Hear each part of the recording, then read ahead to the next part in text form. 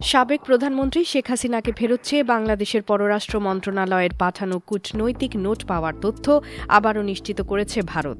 শুক্রবার ৩ জানুয়ারি সাপ্তাহিক ব্রিফিংয়ে এ তথ্য নিশ্চিত করেন ভারতের পররাষ্ট্র মন্ত্রণালয়ের মুখপাত্র রণধীর জয়সওয়াল।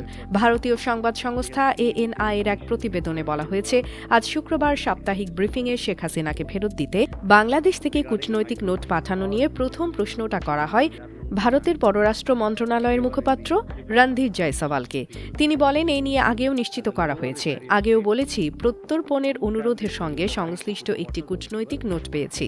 এরপর এই মুহূর্তে এর সঙ্গে যুক্ত করার মতো আমার কাছে আর কোনো তথ্য নেই। এছাড়াও রাষ্ট্রদ্রোহের মামলায় গ্রেপ্তার বাংলাদেশ সম্মিলিত সনাতনী জাগরণ জোটের মুখপাত্র চিন্ময় কৃষ্ণ দাস ব্রহ্মচারীর জামিন নামঞ্জুর করা নিয়ে প্রশ্ন করা হলে তিনি বলেন, বাংলাদেশে গ্রেপ্তার ব্যক্তিদের বিচার কার্য যেন সুষ্ঠু হয় সেই আহ্বান জানাচ্ছি। গণ অভ্যুত্থানের মুখে গত ৫ অগাস্ট প্রধানমন্ত্রীর পদ থেকে পদত্যাগ করে দেশ ছেড়ে ভারতে চলে যান শেখ হাসিনা। এরপর থেকে তিনি সেখানেই রয়েছেন। এর মধ্যে তার বিরুদ্ধে একের পর এক হত্যা মামলা হয়েছে, এমনকি গণহত্যার মামলাও রয়েছে। এর জন্য বিচারের প্রক্রিয়ার স্বার্থে সাবেক প্রধানমন্ত্রীকে ফেরত চেয়ে গত ২৩ ডিসেম্বর ভারতকে কূটনৈতিক নোট পাঠায় পররাষ্ট্র মন্ত্রণালয়।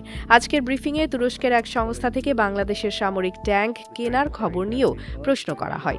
বাংলাদেশের ওই সিদ্ধান্ত ভারতের প্রতি কোনো বার্তা কিনা জানতে চাওয়া হলে মুখপাত্র বলেন, নিরাপত্তা সংক্রান্ত বিষয়ের উপর ভারত সবসময় তীক্ষ্ণ নজর রাখে এবং উপযুক্ত ব্যবস্থা নিয়ে থাকে। জয়সওয়াল বলেন, বাংলাদেশের সঙ্গে ইতিবাচক ও গঠনমূলক সম্পর্ক গড়ে তোলার আগ্রহের কথাও পররাষ্ট্র সচিব জানিয়ে এসেছেন, যা পারস্পরিক বিশ্বাস ও সম্মানের উপর ভিত্তিশীল এবং যা পারস্পরিক স্পর্শকাতরতা, উদ্বেগ ও স্বার্থকে গুরুত্ব দেয়। ব্রিফিংয়ে দুই দেশে ধরা পড়া জেলেদের মুক্তির বিষয়েও প্রশ্ন করা হয়। ৫ জানুয়ারি ৯৫ জন ভারতীয় ও ৯০ জন বাংলাদেশি জেলে দুই দেশ থেকে মুক্তি পাবেন। বাংলাদেশের পালাবদলের পর ভারতের বিভিন্ন রাজ্যে বাংলাদেশিদের ধরপাকড় ও ফেরত পাঠানোর ঘটনা বেড়ে গেছে।